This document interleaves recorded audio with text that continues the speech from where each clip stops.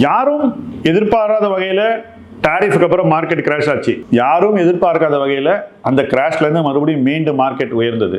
இது மாதிரி ஒரு காலகட்டத்தில் எல்லாருக்குமே வரக்கூடிய ஒரு நியாயமான குழப்பம், புதுசாக பணத்தை எங்கே போடுறது, ஏற்கனவே போட்ட பணத்தை என்ன பண்றது, இப்போ நம்ம கிட்ட இருக்கிற போர்ட்ஃபோலியோ சரியான போர்ட்ஃபோலியோவா, உலகமே தலைகீழா புரட்டி போடக்கூடிய மாற்றங்கள் வரும்போது நாம போன வருஷம் பண்ண இன்வெஸ்ட்மெண்ட்ஸ்லாம் அடுத்த வருஷம் நல்லா பர்ஃபார்ம் பண்ணுமா, நாம தொடர்ந்து நிறைய பணத்தை இன்வெஸ்ட் பண்ணிட்டு வரோமே, கொஞ்சம் காசோட ஆரம்பிச்சு இன்னைக்கு நிறைய காசை போடுறோமே, நம்ம ரைட் டைரக்ஷன்ல தான் போயிட்டு இருக்கோமா, இன்னும் கொஞ்சம் சீரியஸா நம்ம இன்வெஸ்ட்மெண்ட் பண்ணணும்னாக்கா என்ன செய்யலாம், இப்படி பல கேள்விகள் உங்களுக்கு வரலாம். இந்த கேள்விகளுக்கான விடையை நீங்கள் நேரடியாக எங்க கிட்ட ask milestones to wealth anything என்ற ஹெல்ப்லைன் மூலமாக கேட்டுக்கொள்ளலாம். அதன் மூலமாக உங்களுக்கு உங்க கேள்விக்கான விடையும் கிடைக்கும், உங்களுடைய டவுட்ஸ் கிளியர் ஆகும், உங்க மைண்ட்ல இருக்கக்கூடிய அச்சங்களை நீங்கள் ஸ்லோவா ஓவர் கம் பண்ணலாம். இந்த மார்க்கெட்ல இன்னும் ஒரு கான்ஃபிடென்ட் இன்வெஸ்டராக நீங்க பயணிக்க வேண்டும். கேளுங்க கேள்விகளை.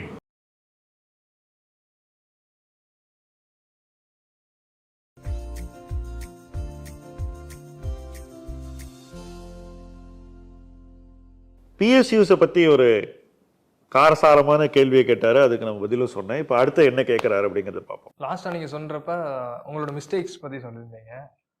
ஸோ ஜென்ரலாக எல்லாருக்குமே மிஸ்டேக்ஸ்லேருந்து லேர்ன் பண்ணணும் எல்லாருமே. ஸோ நீங்கள் வந்து உங்கள் மிஸ்டேக்ஸ்லேருந்து லேர்ன் பண்ண சில விஷயங்கள் ஷேர் பண்ணுங்க. முதல்ல வந்து நான் செஞ்ச தவறுகள் எதையுமே நான் மறக்கிறதே கிடையாது.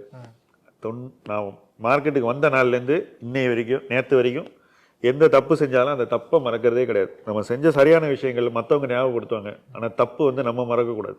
என்ன ரீசன்னா, மறுபடியும் நம்ம அதே தப்பை ரிப்பீட் பண்ணக்கூடாது அப்படிங்கிற ஒரு காரணத்துக்காக தான். இந்த ஃபீல்டில் தப்பு நடக்கும். ஏன்னாக்கா நம்ம கையில் நிறைய விஷயங்கள் இல்லை, நிறுவனம் நம்ம கையில் இல்லை, மேலாண்மை நம்ம கையில் இல்லை, உலக பொருளாதாரம் நம்ம கையில் இல்லை, அரசியல் நம்ம கையில் இல்லை, அதே போல் பாலிசி கொள்கைகள் நம்ம கையில் இல்லை, ஓகே, குளோபல் கமாடிட்டி ப்ரைஸ் நம்ம கையில் இல்லை, வட்டி விகிதங்கள் நம்ம கையில் இல்லை, எதுவுமே நம்ம கையில் இல்லை. நம்ம கையில் என்ன இருக்குது, ஒரு பாசிட்டிவ் திங்கிங்கை எப்படி ஒரு இன்வெஸ்ட்மெண்ட் டெசிஷனாக மாற்றி அந்த இன்வெஸ்ட்மெண்ட் டெசிஷனில் எப்படி ஜெயிக்கிறது அப்படிங்கிறது தான் நம்ம கையில் இருக்குது. இந்த இடையில இதெல்லாம் தவறு நடக்கும்போது, இல்லை நம்ம அசம்ஷன்ஸ் நிறைவேறாத போதோ அல்லது மாறுதலான ஒரு சூழ்நிலை வரும்போது நாம் செஞ்சது தப்பாயிடுது. முதல்ல அந்த தப்பை நம்ம ஏற்றுக்கணும். ஏற்றுக்கிட்டு அந்த தப்பு ஏன் நடந்ததுங்கிறத நம்ம மைண்டில் ஃபஸ்ட்டு ரிகன்சைல் பண்ணணும். நிறைய பேர் என்ன பண்ணுவாங்கன்னா, ஒரு தப்பு நடக்கும்போது இவனால தான் நடந்தது அப்படின்னு வேற ஒருத்தரை கை காட்டுவாங்க. இந்த யூடியூப்காரன் சொன்னா, அந்த சேனலில் சொன்னாங்க, இந்த டெக்னிக்கல் அனலிஸ்ட் சொன்னா, அந்த ஸ்டாக் புரோக்கிங் பர்சன் சொன்னாங்க, பக்கத்தில் வீட்டில் இருக்கக்கூடியவர் சொன்னார் அப்படின்னு யாரோ ஒருத்தர் கழுத்து அறுத்துட்டான். இப்படி தான் நம்ம வந்து எல்லாருமே சொல்லுவோம். ஆனால் இன்வெஸ்ட்மெண்ட்டில் எப்போவுமே த பக் ஸ்டாப்ஸ் வித் அஸ், நம்ம தான் பொறுப்பு. அதை ஃபஸ்ட்டு ஏற்றுக்கணும். ரெண்டாவது, நம்ம கடவுள் இல்லை, நம்ம நிறையா தப்பு செய்வோம், டு எரிஸ் ஹியூமன்வாங்க. ஸோ எல்லாருமே மிஸ்டேக் பண்ணுறதுங்கிறது சர்வசாதாரணம். 10 முடிவு எடுத்தால் 2-3 தப்பாகும். ஸோ அந்த தவறுகள் வந்து நம்ம டெஃபினட்டாக பாதிக்கும். தவறுகள் நடக்கும்போது நான் கற்றுக்கிட்டது என்னன்னா, அது நம்மோட போகட்டும் அப்படிங்கிறது தான் என்னுடைய பேசிக் ஒரே ஒரு தேவை.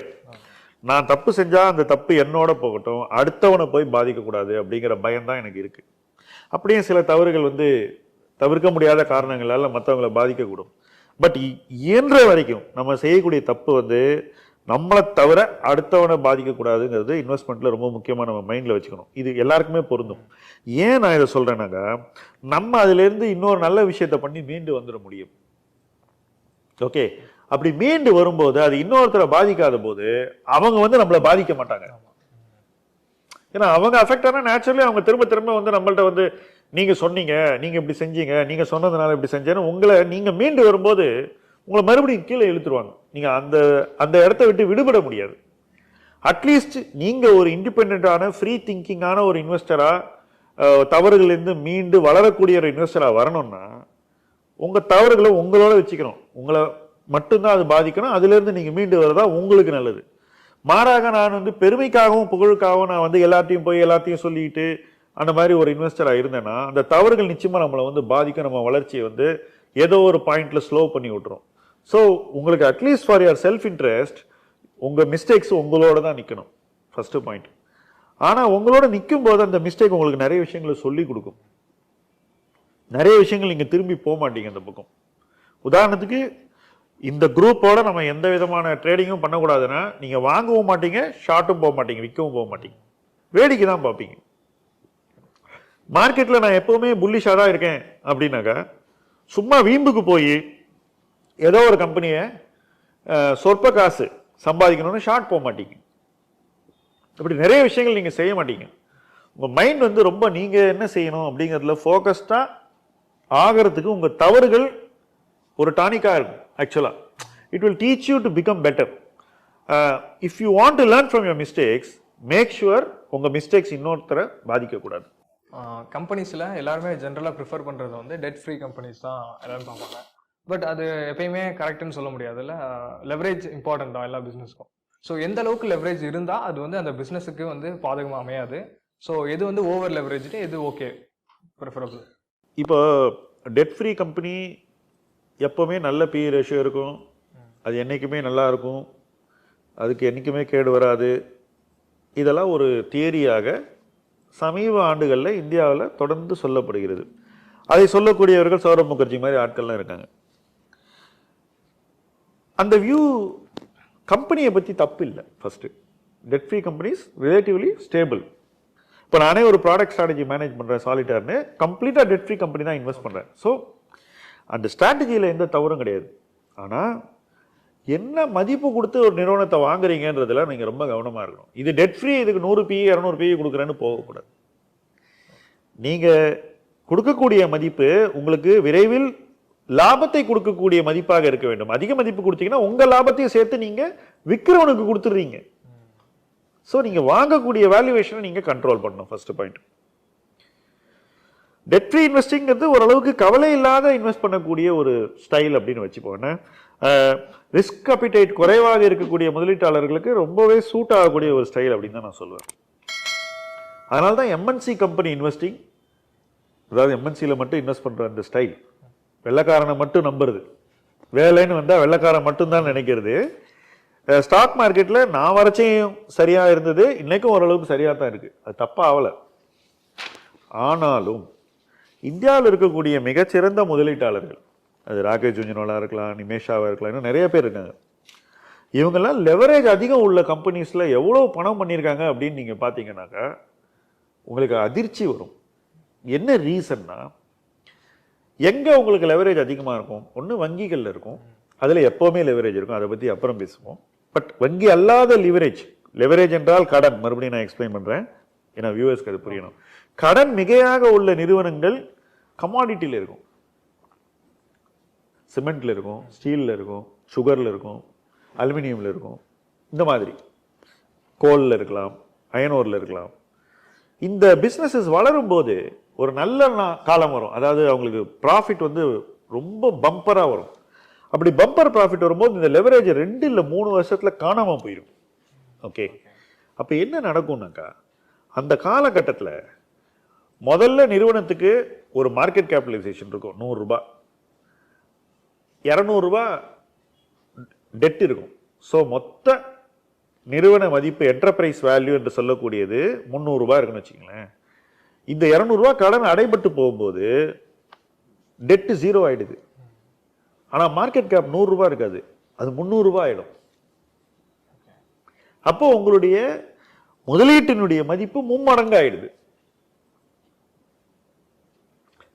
அந்த மாதிரியான ஒரு காலகட்டத்தை சரியாக புரிந்து கொண்டு இன்வெஸ்ட் பண்ணுறது தான் லெவரேஜ் இன்வெஸ்டிங்கில் இருக்கக்கூடிய ரொம்ப நுட்பமான தேவை.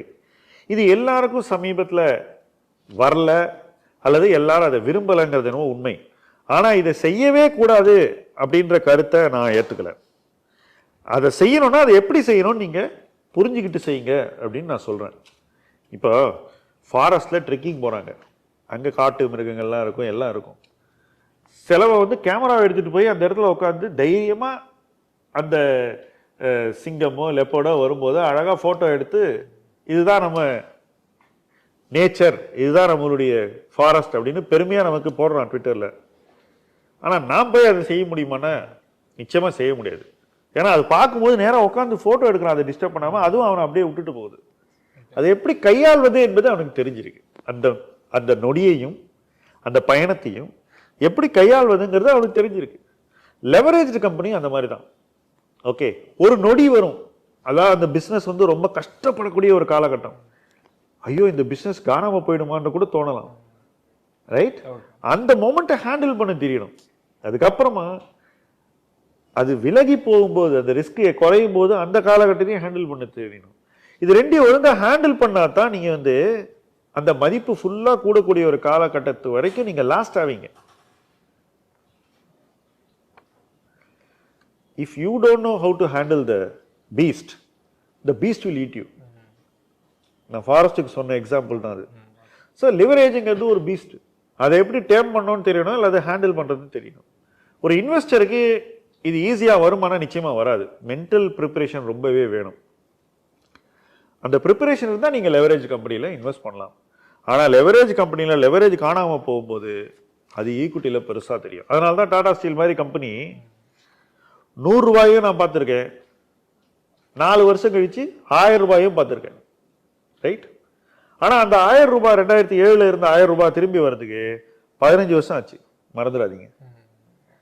ஸோ அதை அசால்ட்டாக போய் யார் வேணா கையாளலாம் நினைக்கிறது வந்து என்னை பொறுத்த வரைக்கும் கொஞ்சம் ஓவர் கான்ஃபிடன்ஸ் தான்.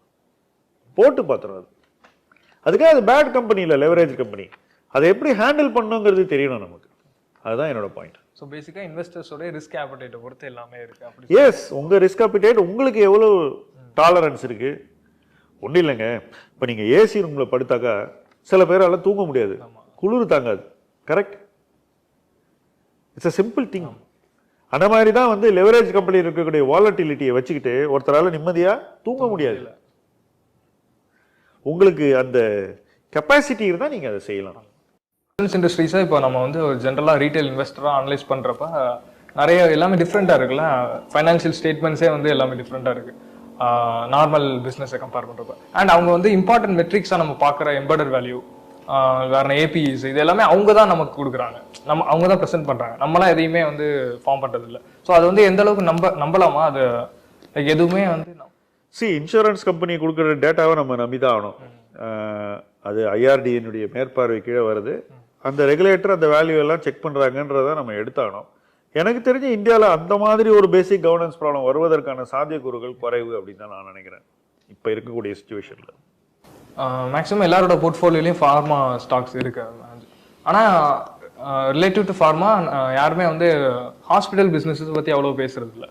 அது காரணம் அதோட கேபிட்டல் இன்டென்சிவ்னஸா இல்லை வேற எதுவும் ரீசன்ஸ் எதுவும் இருக்கா?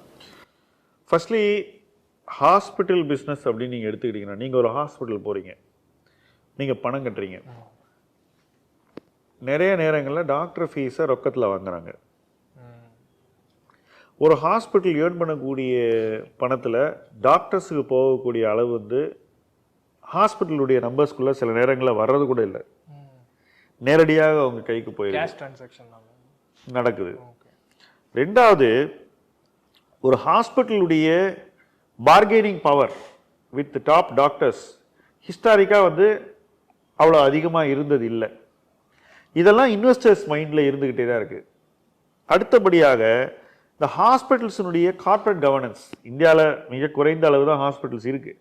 ஆனால் அவங்களுடைய கார்ப்பரேட் கவர்னன்ஸ்னு பார்க்கும்போது ஒரு சராசரியாக தான் இருந்திருக்குன்றது தான் நம்முடைய அனுபவம். இதையெல்லாம் வச்சு பார்க்கும்போது நம்ம ஹாஸ்பிட்டல்ஸ் பற்றின மதிப்பீடு ஹிஸ்டாரிக்காகவே கொஞ்சம் வீக்காக தான் இருந்திருக்கு. ஆனால் மொத்த எக்கானமி டிஜிட்டைஸ் ஆகுது. இதெல்லாம் நடக்கும்போது ஹாஸ்பிட்டல் பற்றின மதிப்பீடுகள் மாறும் அப்படிங்கிறது தான் ஃபேர் எக்ஸ்பெக்டேஷன். இன்றைக்கி நிஃப்டியில் அப்போலோ ஹாஸ்பிட்டல் இருக்குது. நீங்கள் என்னுடைய முதலீட்டு அனுபவத்தில் என்னைக்காவது ஒரு நாள் இந்த கம்பெனி நிஃப்டியில் வருமானு கேட்டிங்கன்னா சத்தியமாக என்னால் ப்ரெடிக்ட் பண்ணியிருக்க முடியாது. ஓகே, அது எப்படி வந்திருக்குன்றது எனக்கு வந்து கற்பனை பண்ண முடியாத ஒரு விஷயம்.